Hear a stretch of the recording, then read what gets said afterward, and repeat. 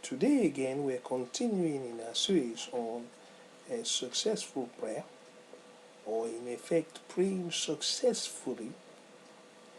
And today we're looking at Ephesians. The base text is Ephesians chapter 6 verses 17 and 18. And today we'll also be looking at Daniel's chapter 2 verse 17 to 23, and also Daniel chapter 2 verses 46 to 48.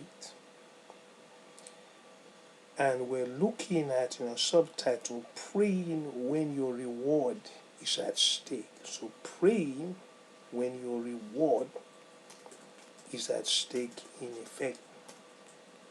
Praying when, although you have done everything necessary to receive your reward is at stake on the basis of others, not on the basis of something you've even done. And all of that is at stake, and you now having to come in and pray during that time. And we'll be taking our text from the complete Jewish Bible. And here we go. And take the helmet of deliverance, along with the sword given by the Spirit, that is the Word of God, as you pray at all times, vigilantly with all kinds of prayers and requests in the Spirit, vigilantly and persistently for all God's people. And as I mentioned, Daniel chapter 2. Daniel went home and made the matter known to Shadrach, Meshach, and Abednego, his companions, so that they would ask, or they could ask the God of heaven for mercy concerning this secret, and thus save Daniel and his companions from dying along with the other sages of Babylon. Then the secret was revealed to Daniel in a vision at night.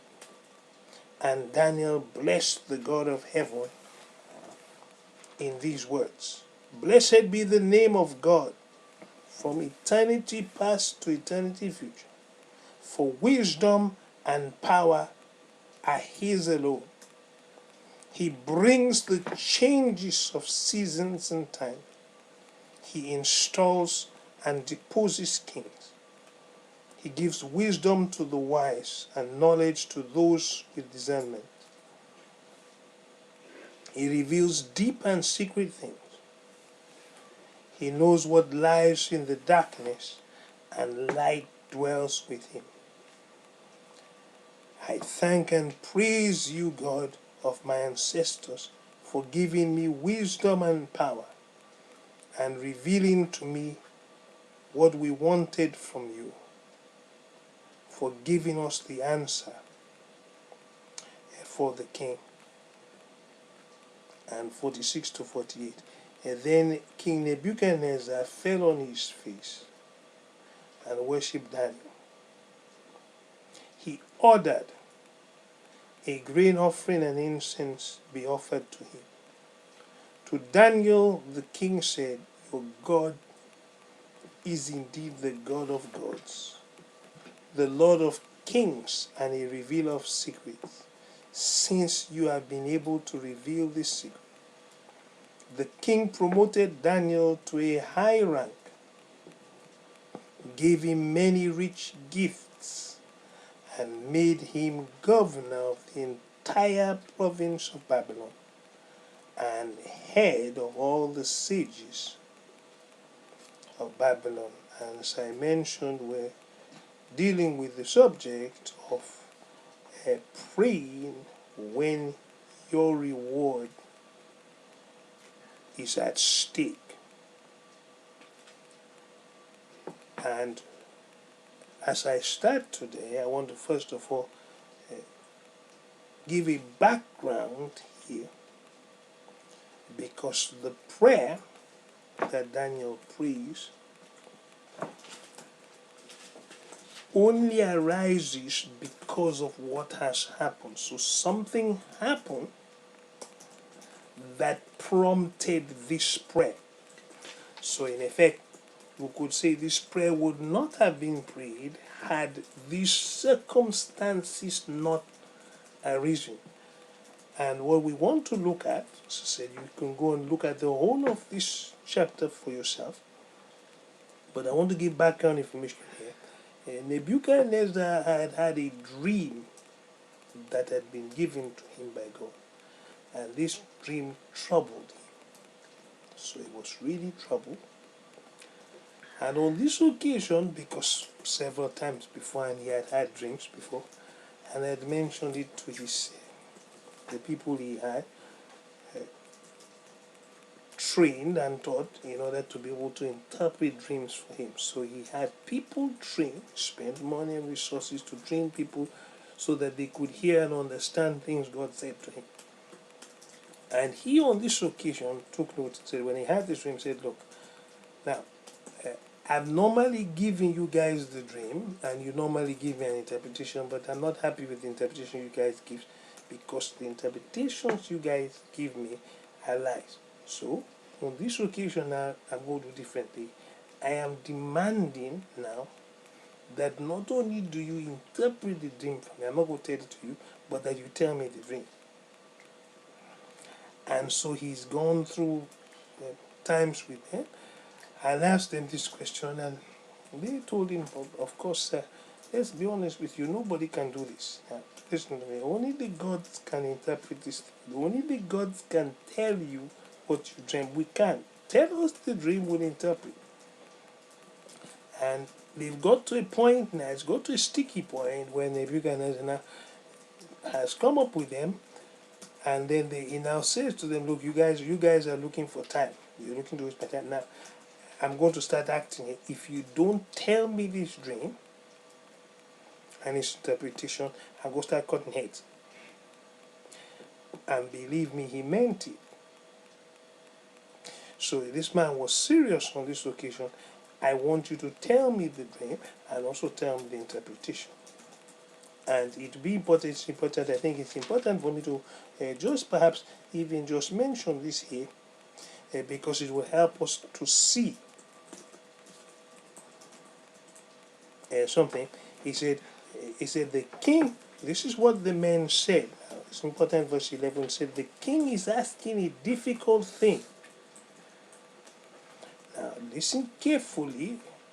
Nobody but the gods could tell this to your majesty, and they don't live with mere mortals. So in effect, only a god can tell you these things. So basically, this is not humanly possible. But we're told, at least the king flew into a rage and ordered that all the sages, all the wise men of Babylon, be put to death, and published that decree, and they went straight to it.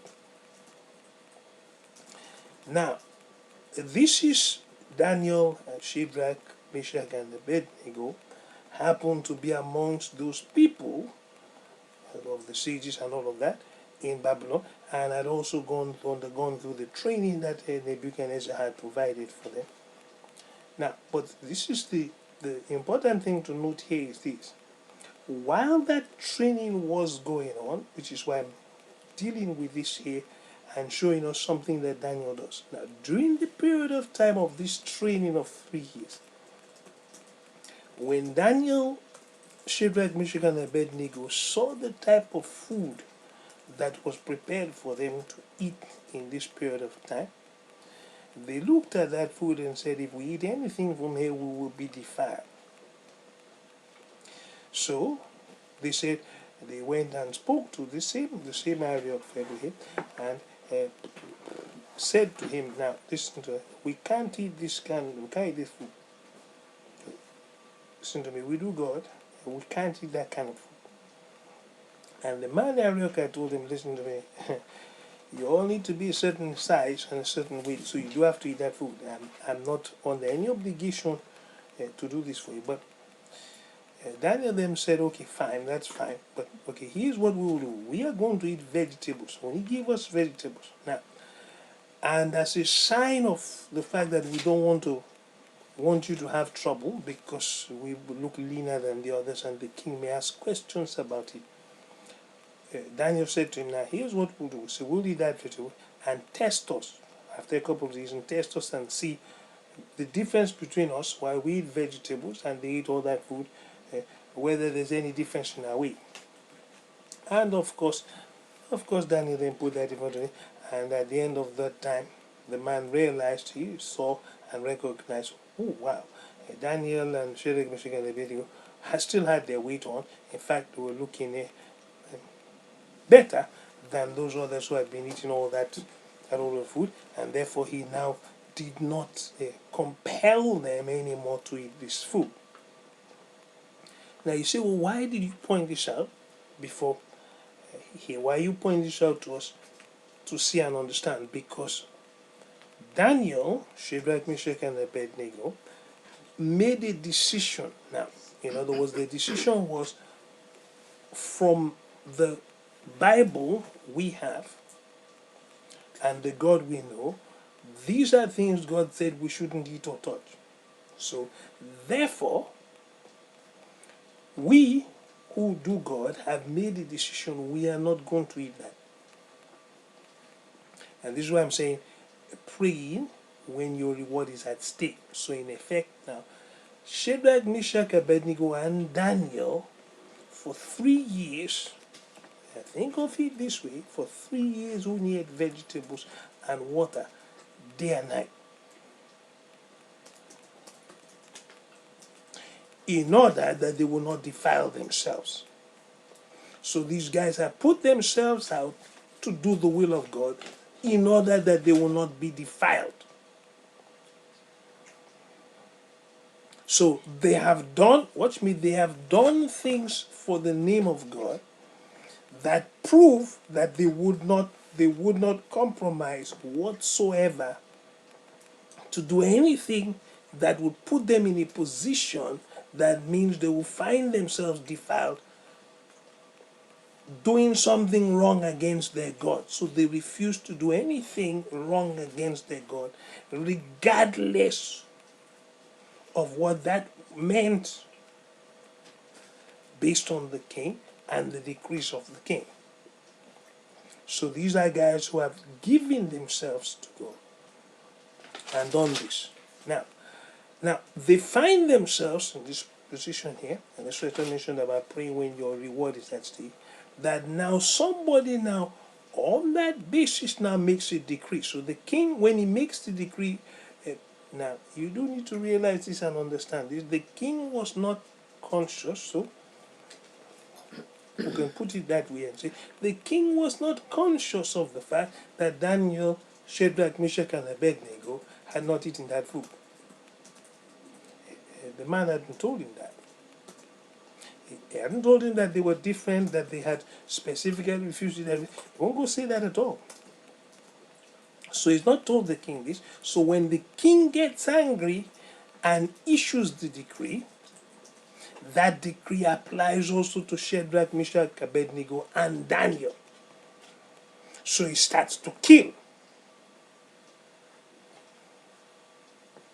And then Daniel hears about this decree and goes to the area fellow to ask him the question, what is this and why is there such a rush? And he explains to Daniel all what has happened. And Daniel says, okay, fine, let me go into the king and have a chat. And I tell the king to give me time, I'll give him the answer. And basically that's where we are there. And now when Daniel goes and tells the king to give him time, he then comes home. Now he comes home to the 3 other brothers he has, Shadrach, Meshach, and Abednego, who are just like himself, and explains the matter to them. And now it is on that basis that they then say, right, we now could ask the God of heaven for mercy concerning this secret. Now, these are some of the things here. We're going to see some things here about the prayer here that Sometimes we don't take note of, because everybody asks the question, well, the prayer that they're about to pray means that, now listen carefully, means that not just Shadrach, Meshach, Abednego, and Daniel, not just they, because watch me, if they get this answer from God and give it to the king, it spares the life of those who hadn't done what they had done. And somebody asked the question, why should they pray that? Now, Daniel was not praying on behalf of the sages of Babylon. He's praying for his own life to be saved here. So what Daniel is asking God here is so that, if you notice carefully, let's say there, thus saved Daniel and his companions from dying along with the other sages. In other words, we're not going to die along with them. So this prayer is about Daniel, Shadrach, Meshach, and Abednego praying for their own deliverance. So they were not praying for the deliverance, very carefully, they were not praying for the deliverance of the other sages. They're praying so that they won't die like these others who hadn't done God. Those others hadn't. They had eaten that food, and now it was being demanded of them. But Daniel, Shadrach, Meshach, and Abednego had not. So though they're now going to pray and talk to God about this, they're talking to God about delivering them. So this prayer is about their deliverance, because what is at stake is their reward for what they have done. And sometimes we have that confused, because you go, well, should I be praying? Listen to me, if you are in that mess and you are in that trouble and your reward is at stake, then you have to talk to God about your reward. So Daniel, Shadrach, Meshach, and Abednego are not going to God on the basis of those sages. They're going to God on the basis of themselves, what they have done toward God's name. That is now being threatened.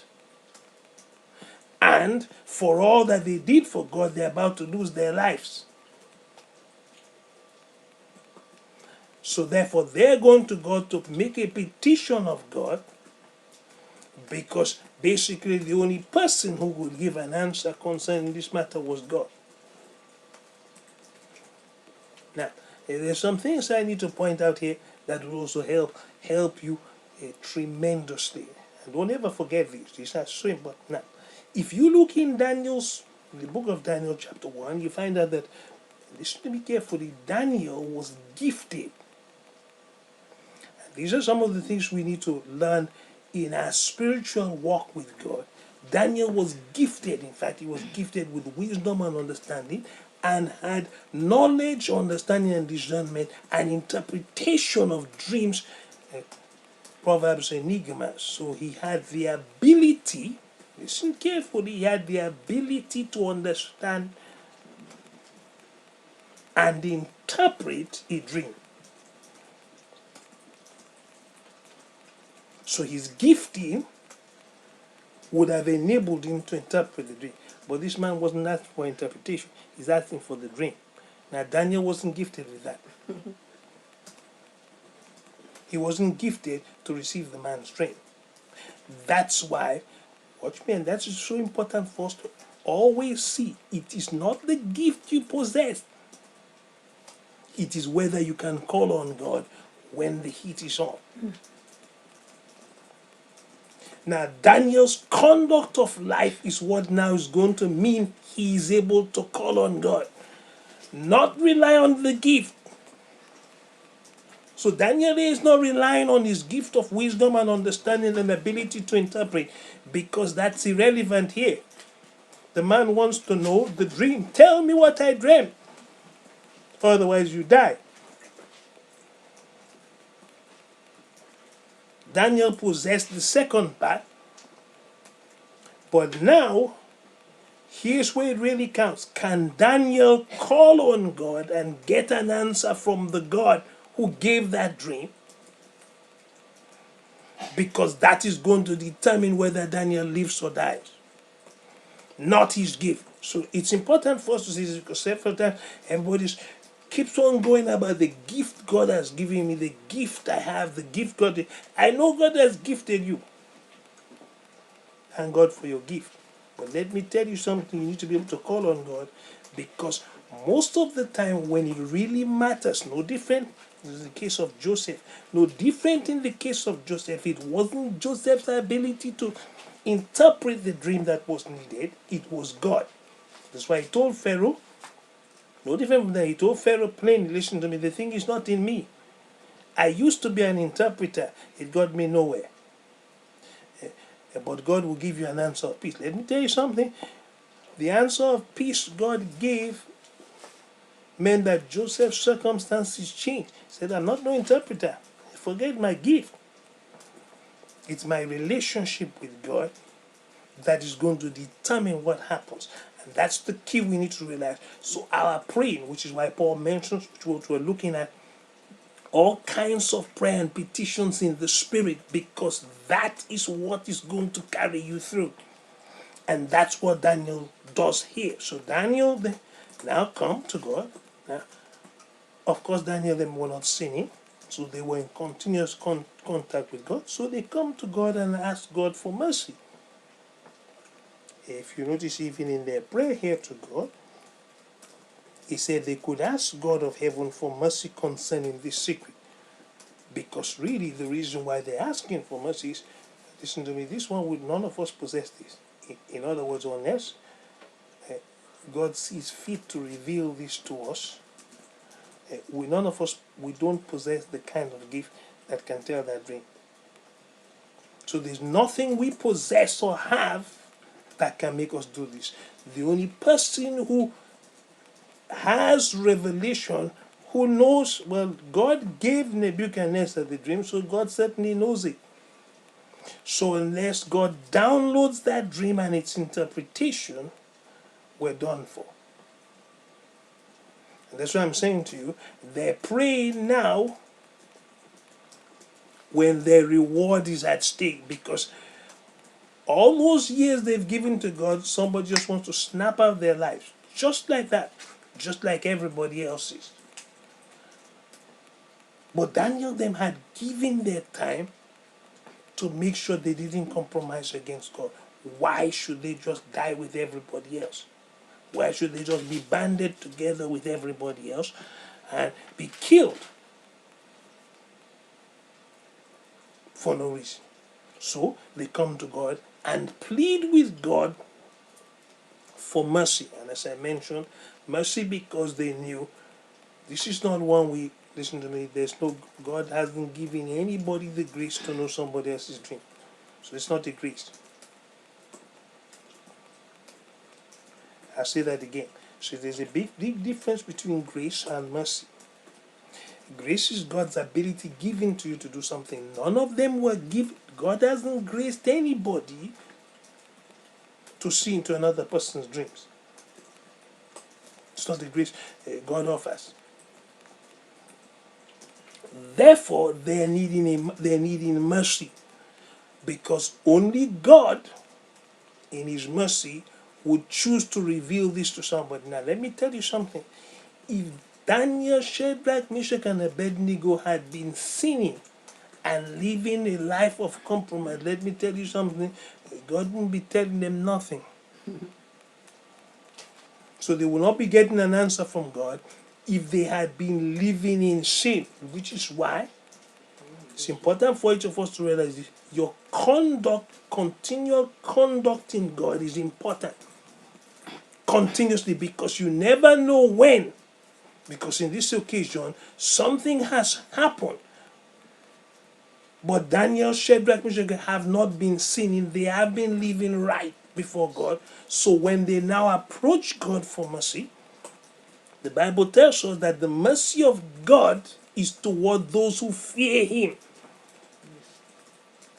Well, how do I know Shadrach, Meshach, Abednego, and Daniel feared the Lord?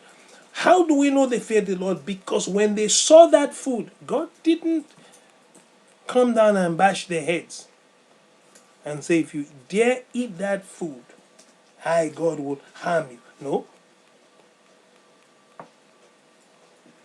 What did they do? They looked at that food and said, because we fear and reverence God, we cannot eat that because that will defile us. So they had a fear of God. Remember what I said? The mercy of God is towards those who fear Him, not to those who disregard Him. So God's mercy is not towards those who disregard Him, it is towards those who fear Him.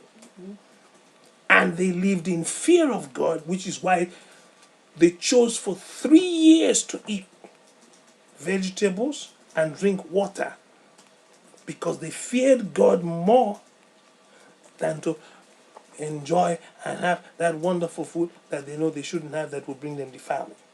So of course at this point in time they're not defiled. There's also a proverb that mentions, if you're somebody, and I can mention to you, if you're somebody who has a big appetite and like to eat, so when you come before a king, put a knife before your throat. Because if you eat his delicacies, that thing will be required of you later on. And believe me, here right now, Nebuchadnezzar is requiring that of them. But let me tell you something, Daniel, they might put the knife in their throat. They didn't eat his delicacies. So now they can call on God to get an answer and a deliverance. Now there's something else you stress. You need to be aware of those who have no fruit of relationship with God, but say that they hear God all the time. There's no fruit of that relationship. Let me tell you something here. The fruit of Daniel's fear of God is pretty clear. And Shadrach and Meshach and Abednego. Now, they went to God in prayer. They called on God and asked God for mercy. Now, as I mentioned beforehand, one of the things that's key with this is that prayer, when you call on God, God answers you. And the answer you get is proof that that thing is successful. So they did call on God. Now watch what happened. Then the secret, in other words, Nebuchadnezzar's dream was revealed to Daniel in a vision at night. So God downloaded by vision at night what Nebuchadnezzar dreamed. So we know God has answered the prayer. But today, as I said, we're going to see some things here. Not only, this is just part one of answer. This is the first part. The revelation of the dream to Daniel in a vision from God is the answer to that prayer, because that's what Daniel requested, so we don't die. So that dream being revealed to Daniel was going to mean that Daniel, Shadrach, Meshach, and Abednego were not going to die. But let me tell you something else. You're going to see that their reward also, that these people thought they had put at stake, we're now going to see them also get their rewards for what they had done beforehand. Now, let me tell you something. God is not unjust to forget your work and labor of love, in that you have ministered and done towards his name. If you have not done towards his name, let me tell you something. God doesn't forget those who have done anything toward his name. He is a rewarder of those who diligently seek him. So those boys diligently sought God, so they were going to get a reward, and the reward was going to be far greater. Now remember, when they're asking God this, they're asking God for this, for their lives to be saved. The things that they're about to receive, the rewards they're going to receive, go in excess of that. But let me tell you something, Daniel wasn't asking God for that. But he had done what meant he would be rewarded like that. You know what I just said? What he had done in the way he had conducted his life meant he was going to be rewarded by God far beyond just his life being saved and their lives being saved. And that's the very, very important thing for us to see. Wow. we're out of time. But you can be of a very good cheer. You say, why? Because I'm going to continue this message from this point. And we're right in the middle of it, so we'll, in the next part of this, see the rewards of their prayer that go far beyond what they'd asked. And that's why it's important to know. But the question you'd ask yourself is this: what if they hadn't prayed? They would have gone to heaven and missed out on all of the rewards God had for them here on earth. And think, if you think of how long Daniel was going to live and rule in Babylon, just think what that would have been. But we'll find out about that in the next part. In Jesus' name. Amen.